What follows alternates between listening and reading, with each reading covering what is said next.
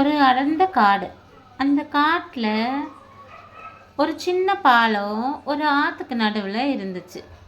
ஒரு நாள் அந்த பாலத்தை கிராஸ் பண்ணுறதுக்காக ரெண்டு ஆடுங்க ஒன்று ஒரு முனையிலையும் இன்னொரு முனையிலையும் வந்து நின்றுட்டுருக்காங்க. அந்த பாலத்தில் ஒரு நேரத்தில் ஒருத்தர் மட்டும்தான் போக முடியும். இது தெரிஞ்சுமே ரெண்டு ஆடுமே பாலத்தை கிராஸ் பண்ணுறதுக்காக ஒரே நேரத்தில் ஏறி பாலத்தோட நடுவில் வந்து நிற்கிறாங்க. ஃபர்ஸ்ட் ஆடு சொல்லுது, எனக்கு வழி விடு, நான் போகணும் அப்படின்னு சொல்லுது. உடனே ரெண்டாவது ஆடு சொல்லுது, நான் தான் ஃபர்ஸ்ட்ல வந்தேன், நீ தான் எனக்கு வழி விடணும் அப்படின்னு சொல்லுது. இப்படியே ரெண்டு பேரும் விட்டு கொடுக்காம சண்டையே போட்டுட்ருக்காங்க.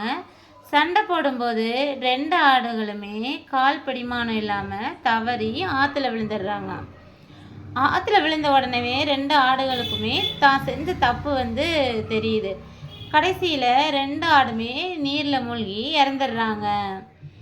சுட்டீஸ், இந்த கதையிலேருந்து நம்ம என்ன தெரிஞ்சுக்கிறோன்னா, விட்டு கொடுக்க வேண்டிய நேரத்தில் கண்டிப்பாக விட்டு கொடுத்துடணும். காலம் கடந்து யோசித்து எந்த பிரயோஜனமுமே இல்லை.